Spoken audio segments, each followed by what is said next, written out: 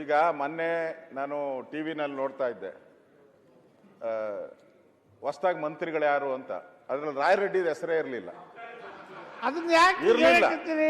ಅದಕ್ಕೆ ಈಗ ಲಾಸ್ಟ್ ಏನೋ ವೈಲ್ಡ್ ಕಾರ್ಡ್ ಬರ್ಬೇಕಲ್ಲ, ವೈಲ್ಡ್ ಕಾರ್ಡ್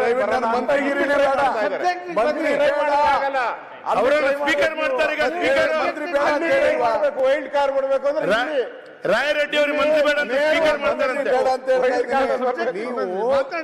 ಅಧ್ಯಕ್ಷರೇ, ಮಂತ್ರಿ ಬೇಡ ಅಶೋಕ್, ನಾನು ಬೇಡ ಅಂತ ಹೇಳಿದ್ದೀನಿ. ಸ್ಪೀಕರ್ ಬೇಕಾ? ಪಾಟೀಲ್ ಬಹಳ ವರ್ಷದಿಂದ ನಾನು ನೋಡ್ತಾ ಇದ್ದೀನಿ. ಅವರು ಹಿಂದೆ ನಾಣಯ್ಯನವರು ಇದ್ರು, ಗೌರವಾನ್ವಿತ ನಾಣಯ್ಯನವರು.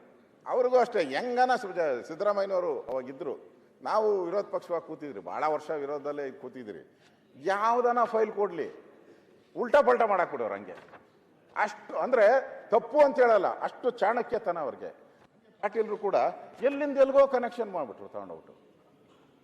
ನಾನು ಹೇಳಿದ್ದು ಉತ್ತರ ಕರ್ನಾಟಕದಲ್ಲ, ನಾನು ಹೇಳಿದ್ದು ನಿಮ್ಮ ಸರ್ಕಾರ ಹೆಂಗೆ ದುಡ್ಡು ವಸೂಲಿ ಮಾಡ್ತಾ ಇದ್ದಾರೆ ತೆರಿಗೆ ಹಣದಲ್ಲಿ, ಒಂಥರ ಟ್ಯಾಕ್ಸ್ ಟೆರರಿಸಮ್ ತರ ಇದು.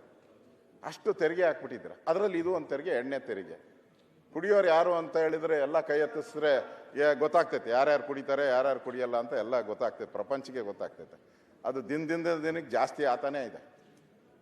ಅವ್ರು ಯಾರೋ ಒಬ್ಬ ನಾನು ಸೋಷಿಯಲ್ ಮೀಡಿಯಾದಲ್ಲಿ ನೋಡ್ತಾ ಇದ್ದೆ, ಬೈತಾ ಇದ್ರು ಅಷ್ಟು ಬೈತಾ ಇದ್ರು.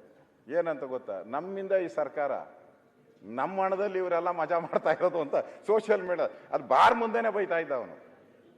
ನೋಡಿರ್ಬೇಕು ನೀವು, ಅದು ರೆಗ್ಯುಲರ್ ಆಗಿ ಆಗ್ತಾರೆ. ಈ ಚಾನಲ್ಗಳವರಂತೂ ಹಿಡಿದ್ಬಿಟ್ಟವ್ರಿ. ಮೊದಲೆಲ್ಲ ಬೇರೆ ಚಾನಲ್ ಇದ್ದಾವೆ, ಇವಾಗ ಮೇನ್ ಚಾನಲ್ಗಳವರೆಲ್ಲರೂ ಅದ್ರ ನಡೀತಾವ್ರು ಹೋಗಿ ಬಾರ್ ಮುಂದೆ. ಇಲ್ಲೇ ಮಾಡಿದ್ರ? ಅದರಿಂದ ನನ್ಗನ್ಸೋದು ಮುಂದೆ ಸನ್ಮಾನ್ಯ ಅಧ್ಯಕ್ಷರೇ, ನಾವು ಸರ್ಕಾರ ಅಲ್ಲ ಅವ್ರು ಮಾತಾಡಕತ್ತಾರ, ಅವ್ರಿಗೆ ಅವಕಾಶ ಕೊಡ್ರಿ.